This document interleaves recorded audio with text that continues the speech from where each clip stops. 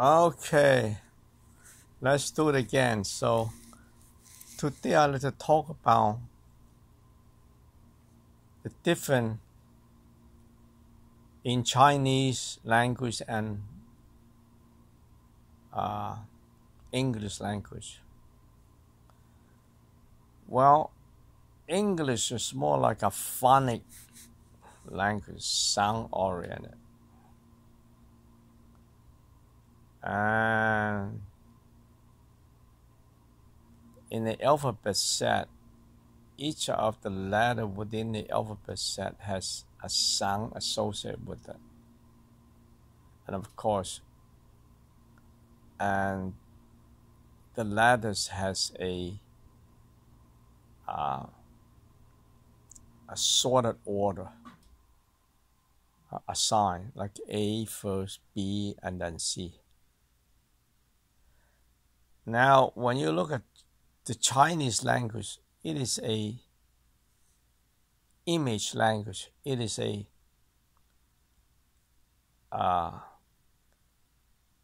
ideogram. Each of the character possess a meaning. A lot of people say, wow, it's hard to learn Chinese. Not really.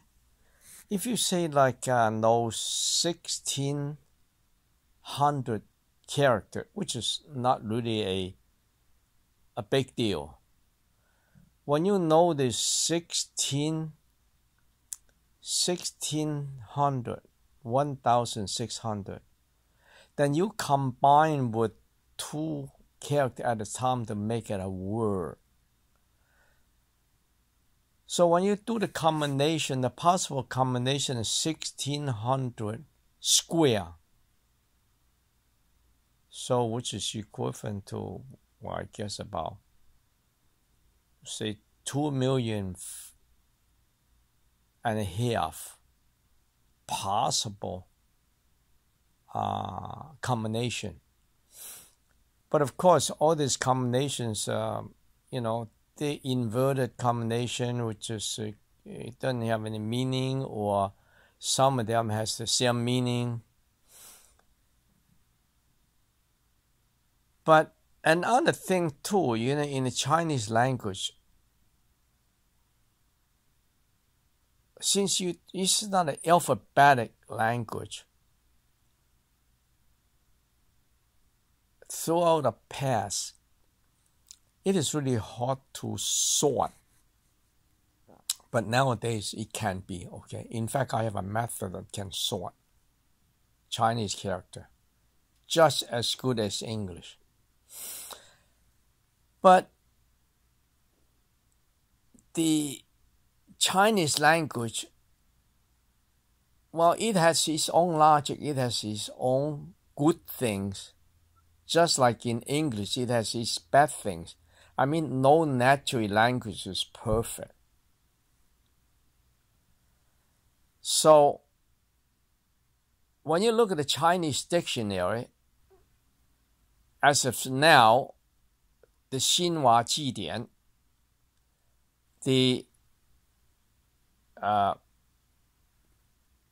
new China dictionary language is very popular.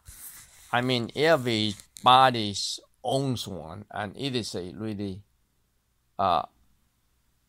everyday, reference. And it has about 10,000 characters. I mean, it's hard to know all of this, but you can look it up.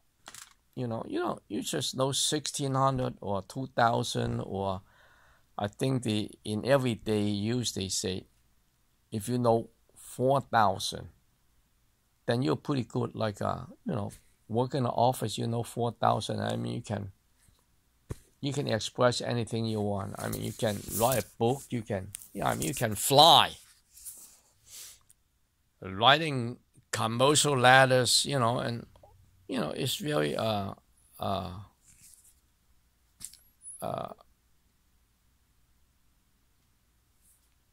functional.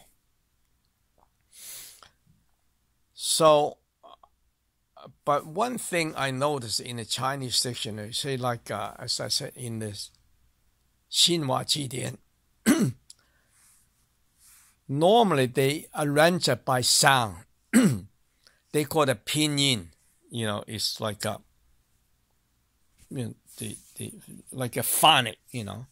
So each character they have a sound. So they put this sound into like a Roman letter.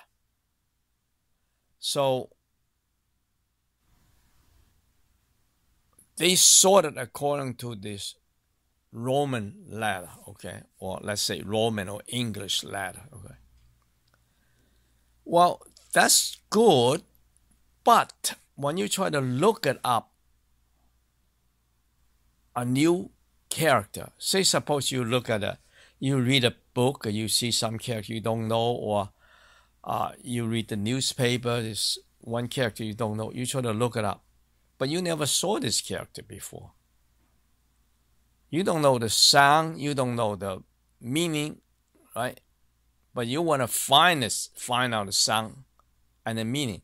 But when you don't know the sound, when you use this new China dictionary, it's impossible. You just throw up your hand and said, okay, I give up.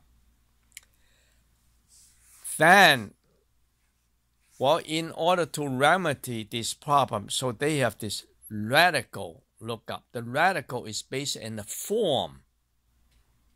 So they look at the size of the character and then the remaining stroke,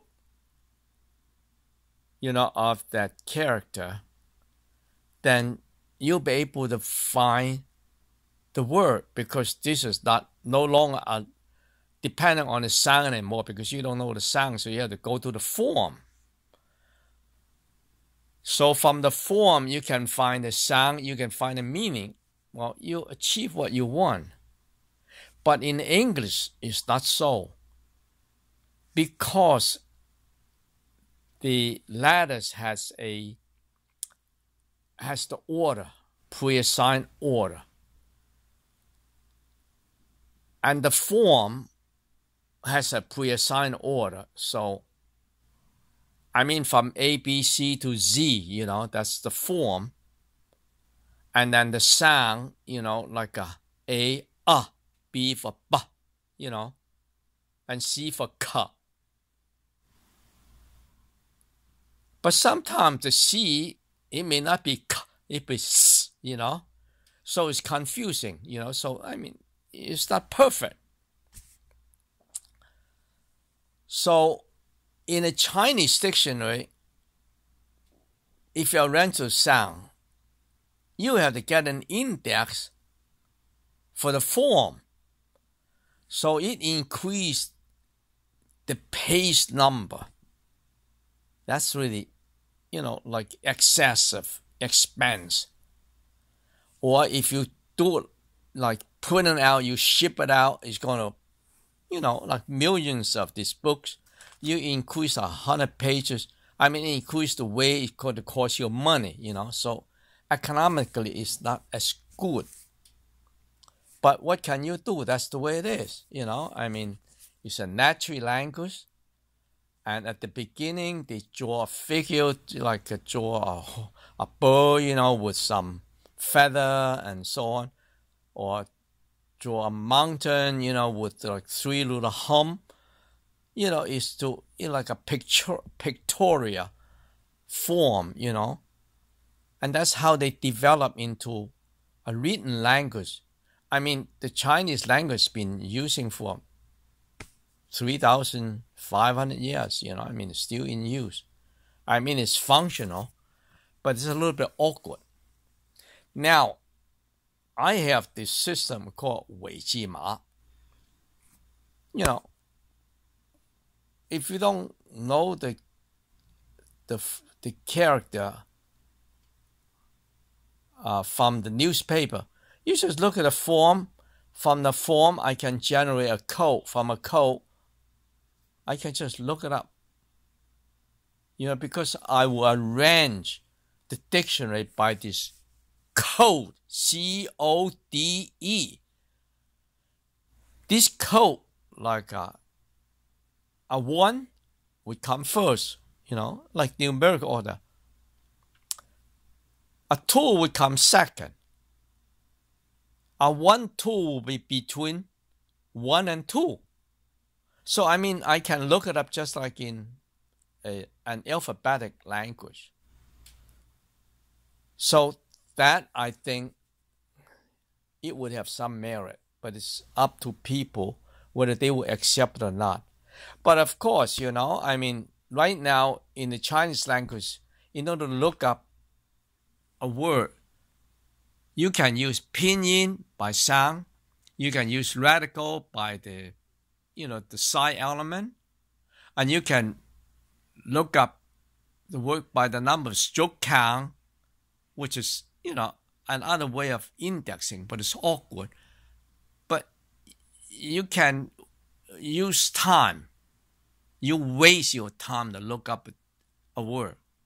You can find it, okay? So now I have this weizima. Then you have a code. When you look at a word, in your mind, you generate a code. If you don't know how to generate this code, nowadays you can use a scanner or just your cell phone. You use the camera, aim at that unknown character, and push the button, bang, like that, it comes out a code. It's so easy. Who knows? Like in the future.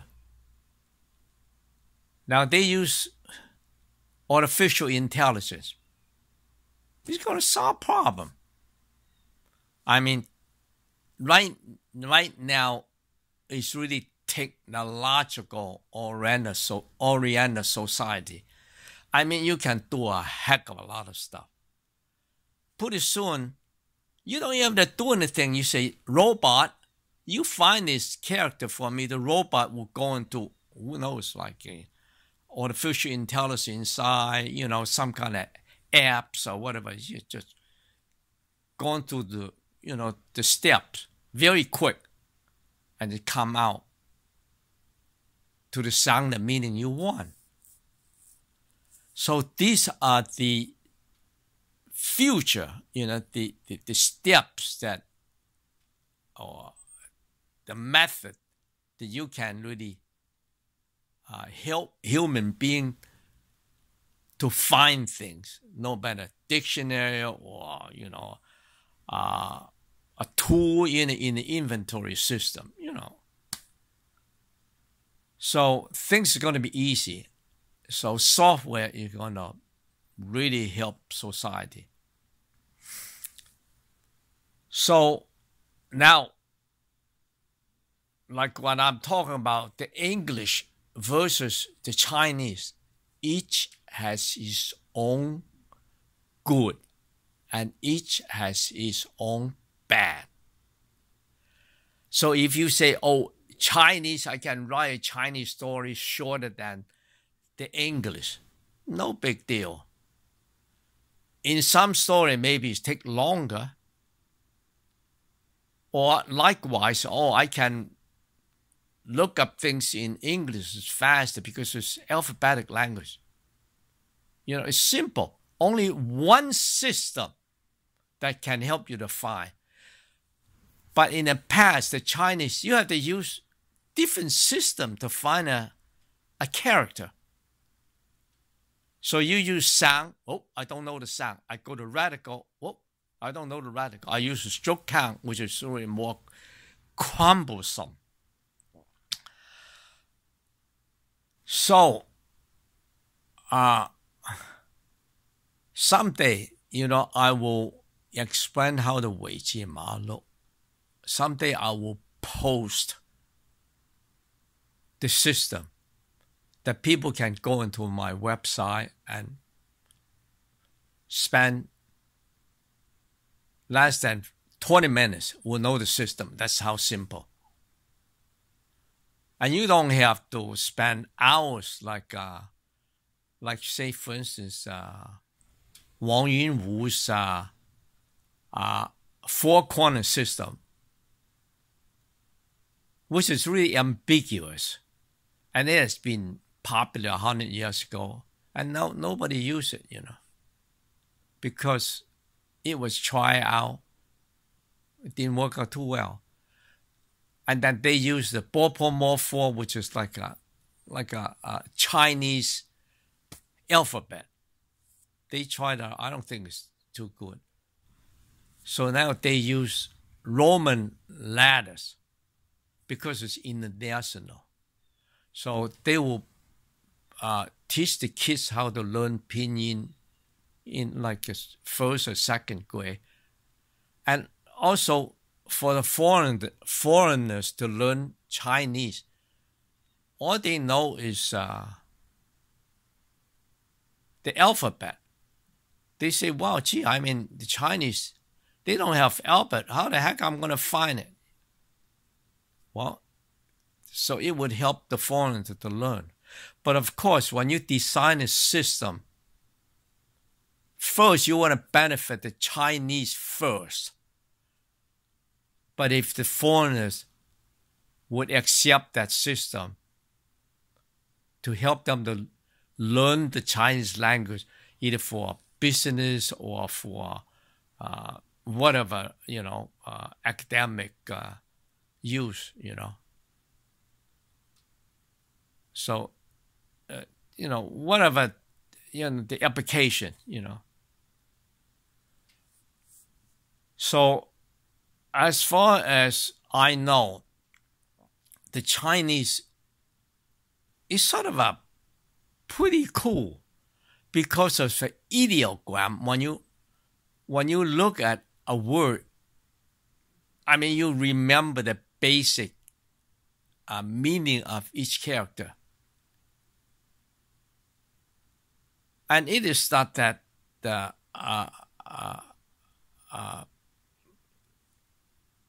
require you that much time to learn. Well, you take a look at the English language. From what I read, like when you finish high school, you know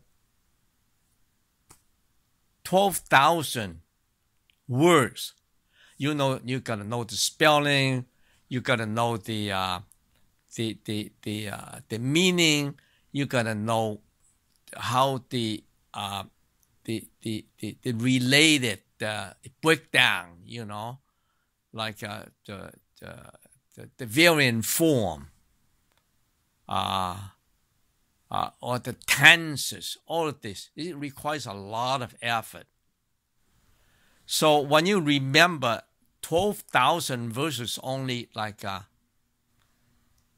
3,000 or 4,000, I mean, I take 4,000, you know. I probably don't know 4,000, but I tell you, I know about 3,333. Just pick the number,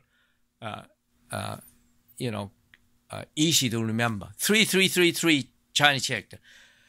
I mean, I can write anything I want. I can write a book, okay, which I did, okay. I mean, when I write, I'm not writing like Ba Jin or Lu Shen, you know. That's not my specialty, but I can write something is it can be understood. I can express myself the way I want. What do I need? You know, say if I want to write a report, I can do that. I can write a technical report. You know, I tell what's the main purpose. I tell them the procedure, and I will tell them the result. And when people read it, even like high school student, say like 7th grade, okay, no problem. I mean, I use standard,